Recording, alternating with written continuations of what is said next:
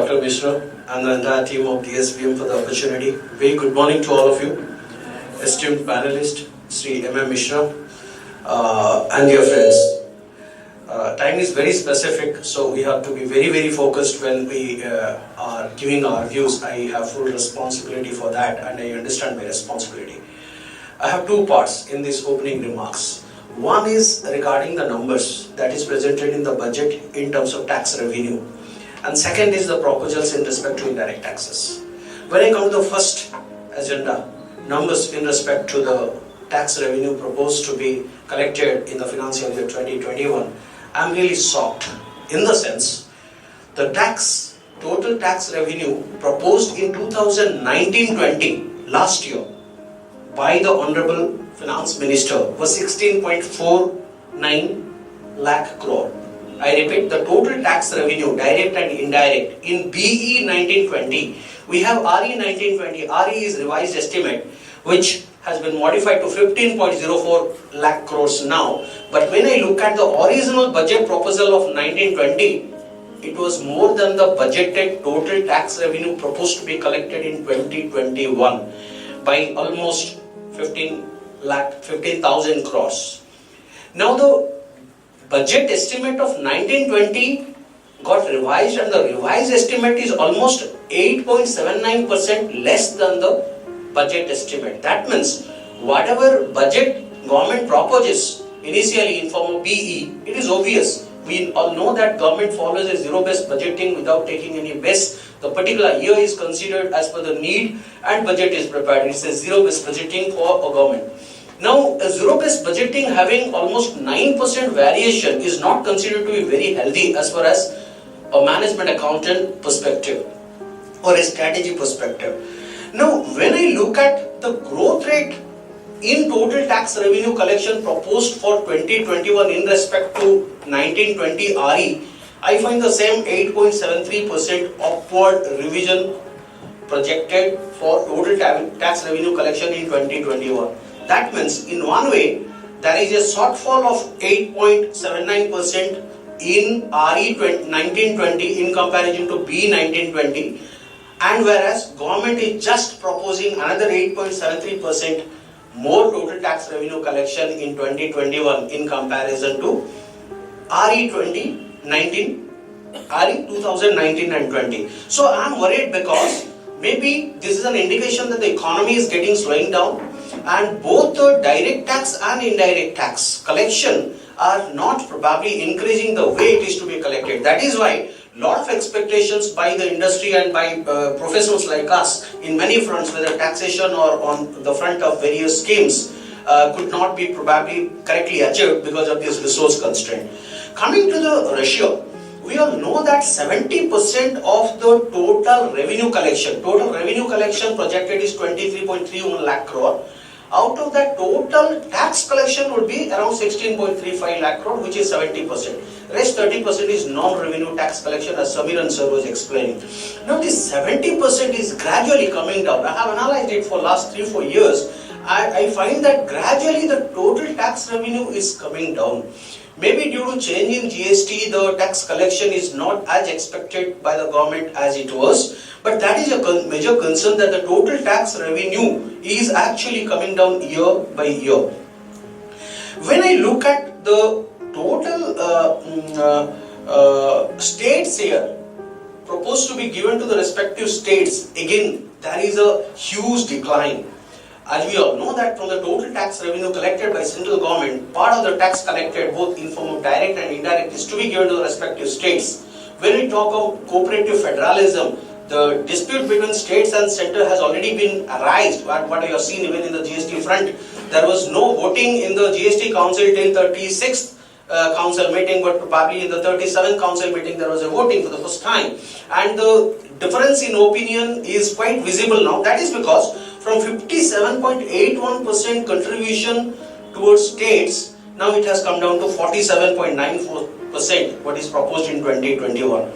And the DT and IDT, when we look at the direct tax collection and the indirect tax collection, there was a time when it was almost close, 49% and 51%. But there is again a narrow figure between the collection proposed between direct tax and indirect tax, it now stands at 55 versus 45. The government is proposing 55% of the total tax revenue from direct tax like corporation tax, income tax and wealth tax of course is not there. But indirect tax is slightly shrinking over the last 3-4 years. That is again a major concern.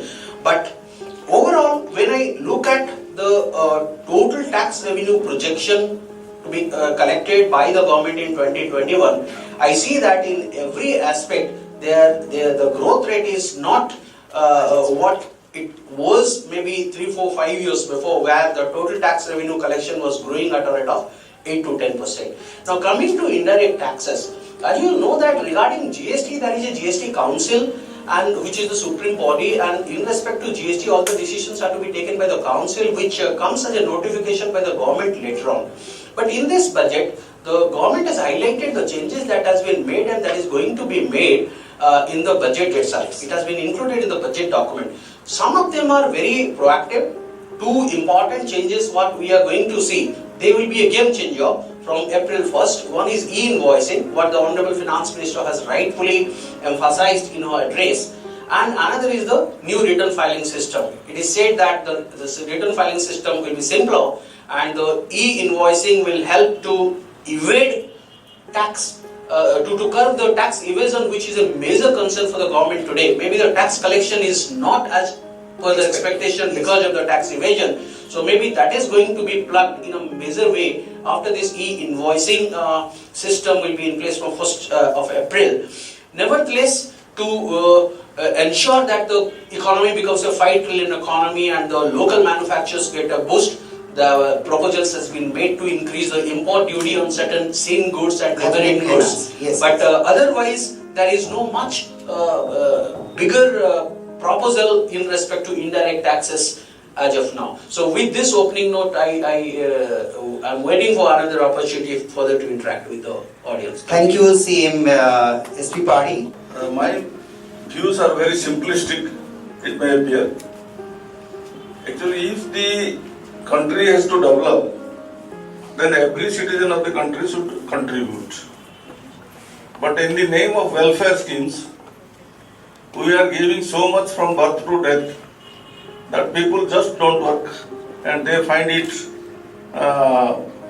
proper not to work. This is first.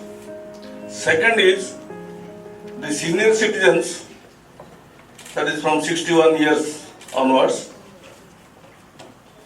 they also can contribute. You know, now there was a study somewhere in USA. They said that 60 to 70 years of age is more productive than people of 60 years age. Similarly, 70 to 80 years also is even more productive because of their experience. So that is a very interesting thing the panelists may think. One more thing I found, that people remain idle, don't work, and people who contribute, they work, but there is no praise for the people who are contributing. In this budget, I found to my pleasure that Nirmala Sitharaman said that we will respect the wealthy people. So I want your comments from the panelists. I have my personal opinion that probably we are heading towards a spending economy from a savings economy. Government probably wants all of us not to put our money in savings instrument much in the years to come in order to reach our 5 trillion economy and to take the economy ahead. That is because in the new regime, a senior citizen, I think will be probably of benefit because of the lower tax rate. A senior citizen probably is not investing much on life insurance, much on interest on housing loan, much on NPS, or even not probably have any obligation to pay on interest on education loan. So someone who's not availing concessions, exemptions and deductions would be beneficial if he adopts the new tax regime. In that way, a senior citizen or per se any individual taxpayer who's not availing concessions would be of benefit if he or she goes for this new tax regime. In that way, probably it is good for the senior citizens, at least what this budget offers. But I think 2-3 years down the line, probably out of 170 exemptions have gone in one budget, maybe the rest 30 probably would also go in the years to come. And we are heading towards an economy where it would be a very simplified direct tax system, if not indirect at least, wherein probably without any much of computation, we are going to pay tax on a flat rate, though in a reduced rate. Thank you. So as the economic survey report 2020, it tells the sector which is leveraged, they grew significantly faster than the closed one. But from the last 5 years, the government continuously increased the import duties to promote Make in India or assembly in India. So my point is, it is like protectionism or to protect our economy. So what is your views on it? Please go back to the pre-GST regime. There are three important components whenever we are talking about import or export. One is the basic customs duty. The other two important duties were SAD, special additional duty, and countervailing duty. Now SAD and CVT has got subsumed with GST. So there is no much scope to levy more higher rate of SAD or CVD now because they don't exist anymore. As far as rates are concerned or imposing higher rates are concerned, let us recall how China and US even were very, they have shown their restraint over their own market and commodities against us. So no country probably is quite close as far as putting restrictions are concerned in order to give a boost to their local industry. And we have our own agenda, Make in India and Sabka Saath, Sabka Vikas and Sabka Vishwas. So it is a two-way sword. In one way we have to protect, the other way we have to again think global. Thanks, sir. So as we know that as of now, Indian Railways, in railway sector, was a monopoly market of government of India. But now they have decided to allow private companies in railway sector. Like if it may lead to if private companies enter into the market, it may lead to financial exploitation. So will it be really beneficial for our economy? Just to add Mr. Lenka's view, in costing we discuss about a term called peanut butter costing. This is cross subsidization. Whenever we buy a ticket, it is written on the face of the ticket that only around 57% of the fare, cost of the fare is recovered from passengers.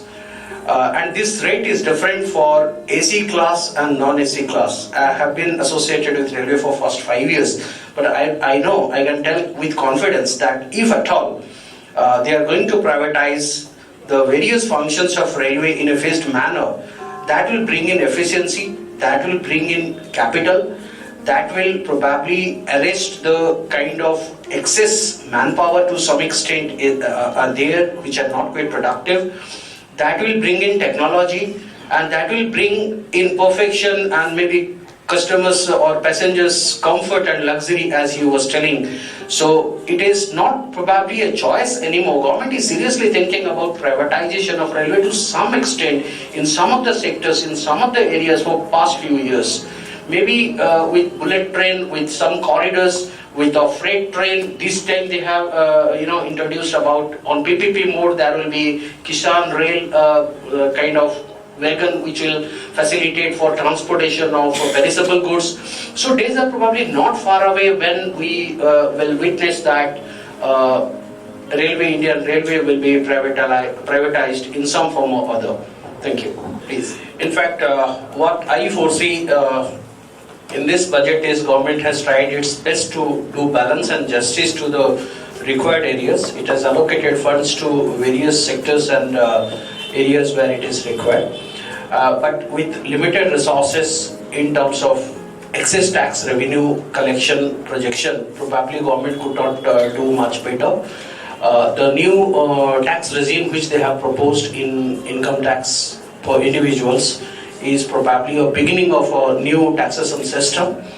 And as far as the infrastructure, the health and the skill development and other sectors goes, Probably they have tried to bring in some innovation by introducing some proposals in some form or other. Over and all, I can say, in my opinion, there is no much to take in terms of numbers, but it is not bad either. It is good. That means you are saying that is a good budget. Okay, Mr. Padi.